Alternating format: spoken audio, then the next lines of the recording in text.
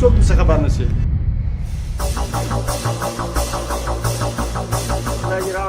دا دې مې ګر سره نه درولي. څه شي د درو لکو دپاره ښه دی لکه در باندې لعنت دي. د حوزې د پولیسو د مشر په وینا نن سبا کوچنۍ غاړه نه به باسي 1000 روپۍ شي چې پرې ګټي. صاحب زه یو تجار یم، زما دنده یوازې تجارت دی.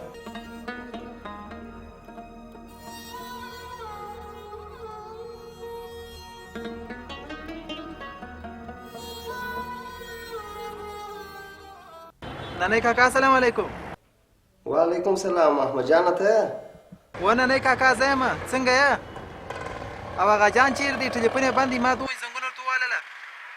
اغا جان هغه خو پاکستان ته تللی دی.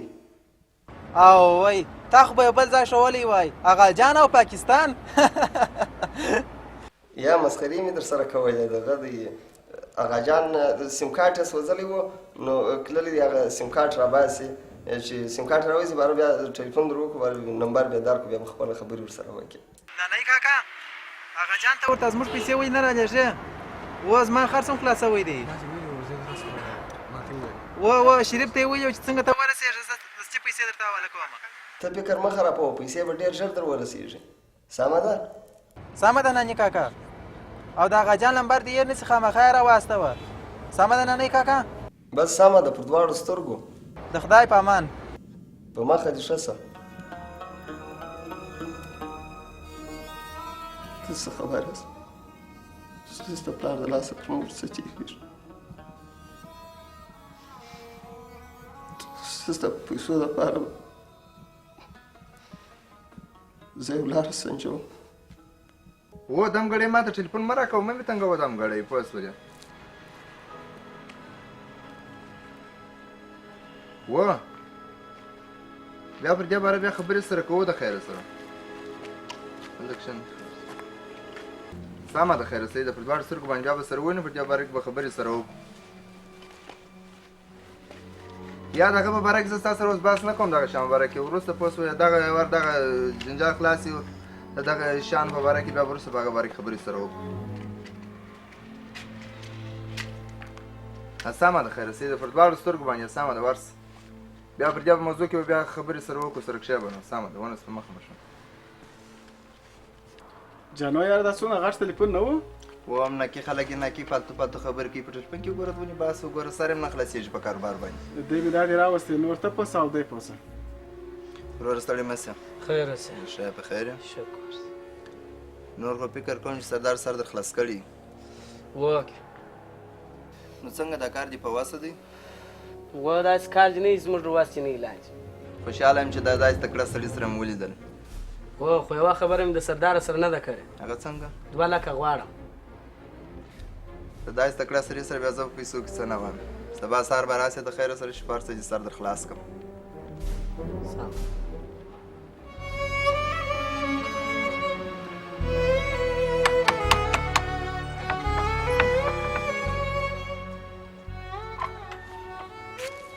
شیرین افشه خدای راغلی. ښه در ولې عبدالله څنګه یې؟ جوړ یې په خیر یې، کور قراري ده؟ دوی کوم ټول ښه یاست؟ مه خوږېږه، سلامت اوسه، خیر اوسه. څه کوئ چې ولاړ راځئ کور ته؟ کور ته نه سم در سره تللی، تلوار مې دی. محمد امین به دې نه یې لیدلی، دلته به نه یې راغلی. یا ولې؟ خدای دې خیر کړي. د امین پوښتنه څنګه کوې؟ ولا دا څو ورځې کېږي کور ته نه دی راغلی. څه وایه شیرین افشه؟ ټلیفون ولیفون دې هم نه دی ورکړی؟ یا بدبخته سړي ټلیفون هم کور پرېښی دی. عجبه ده.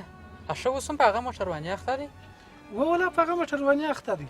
زه ځم چې راباندې ناوخته کېږي. نو خو څه کوې؟ چای اوبه دې نه وڅښلې؟ بس خیر اوسې، چای اوبه بیا بل وخت ګورو. د خدای په امان.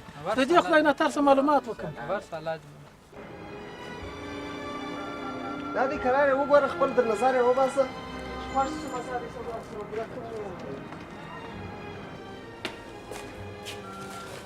سره کم ګرمي ده، تاوش داسې ټول ولاړ. دغه دوکان دی، زه دا پنکه درته کوم، ته دا دوکان وګوره. دا دی الله، دغه دوکان دی وروره. 8000 9,000 افغانۍ و همداسې وخت راځي 12,000 افغانۍ د ورځې سودا پکې کېږي. ښه تا څو مې بیا ورته ښه ده؟ دغه دی چې د زړه خبره سي په لاس لا کوه که سړی راسه په ننوځي. اوس زه مجبور یم دا دونه سامان یا دغه پکې پراته دي شیان پکې دا فریج دي مثال نه دا د شیریخو ماشین دي دا شیان پکې پراته دي ګرده بس په 2.5 لک افغانۍ یې بیه کړي په 2.5 لک افغانۍ کم نه څه څه بدبخت لکه ورځ د لیره باندې تېره کړه دا خبر چې راوځي کې وغولو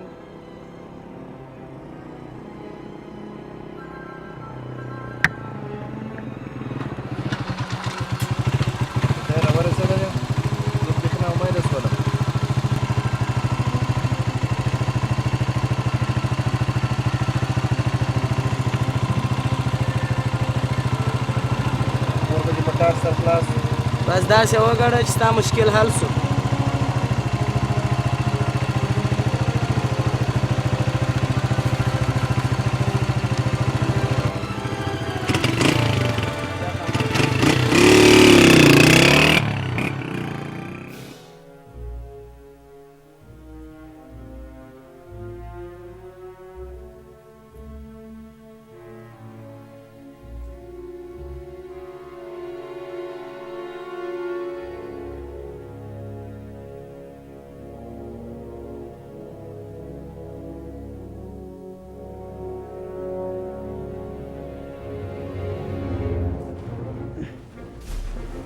یاره مینه په بخت زورورې ته څونه لوټه کې تللې وې څونه اسانه راخلاص وې څه دې وکړه څه دې ورته وویل بس یاره د خدای مهرباني او د اشنایانو دعاوې وې چې راخلاص وم ډېرې پوښتنې او ګرمېږنې مې درته کولې و یوه پوښتنه وه پر 100 رقمه یې کول بس ما هم د هغې جواب ورته نیولی رښتیا مې ورته ویله بې رښتیا مې بل هېڅ نه ویله زه چې هم نور رښتیا ته به پاته نه سي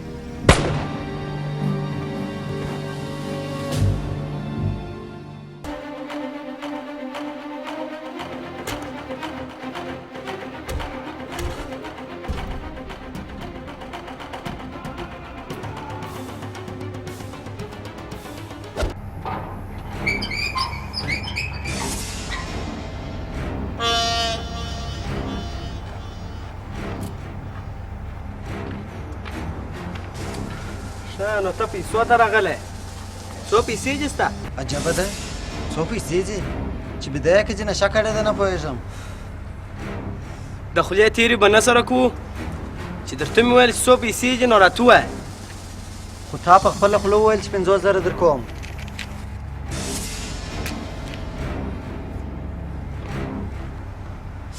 زما خو نه پیادېږي چې مال زه 50,000 در کوم او که بیخي در نه کوم نو څه به وسي دونه توان ارزوان لري چې د خپل حق دپاره وجنګېږي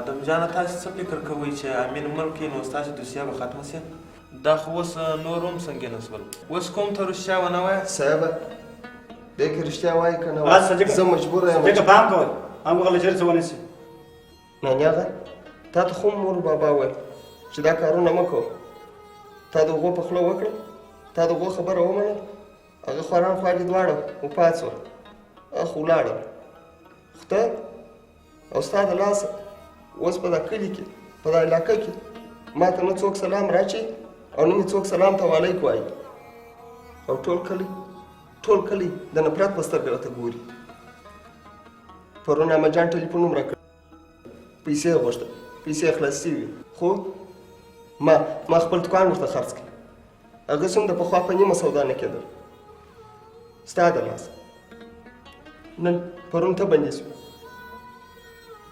نن دا هم زه بندي شوم سبا به او د ټولو ترخه خبره لا دا ده چې امین هم وویشتل شو او په حق ورسېد یعنې دا کار خو بې سرداره بې جانو ماسې او بل څوک نشي کولی یعنې سردارو جانو ستانې بالانجه و صاحبه اوس په دې قسمت هغسې خوښ دي چې موږ ټوله په سزا ورسېږو تاسو باید هغه دواړه ضرور ګرفتاره کړئ ولې نه نو چې تاسې موږ ته د هغو پته راکړئ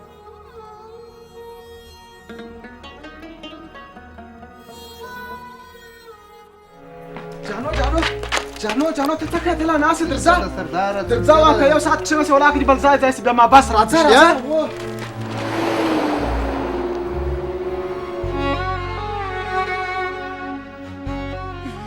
الله دې ښه درسره وکړي زما چیچی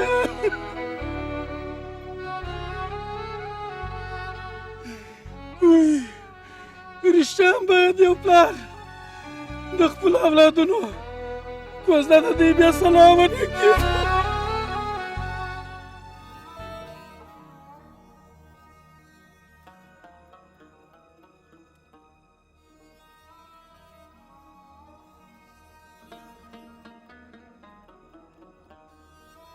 موږ د لومړنۍ ښاري محکمې قضایي هیات په نننۍ قضایي ناسته کې چې په ښکاره توګه د اسد د میاشتې پر 28مه نیټه دایره شوه او د قضیې دواړه اړخونه د شرعي او قانوني وړتیا لرونکي وه د رایو په یووالي مو حکم وکړ چې ادم جان د فضل جان زوی د 3 کیلوګرام هیروینو د قاچاق په قضیه کې د نشهیي توکو سره د مبارزې د قانون د 14مې مادې د 3م بند د اولي فقرې د هدایت پر بنسټ په 10 کاله بند او 2 میلیونه افغانۍ نقدي جرمې محکوم شو 2 میلیونه افغانۍ به د دولت و بودیجې ته ورکړل شي نیول سوي هیروین به د یاد سوي قانون د 19 مادې مطابق وسوځول شي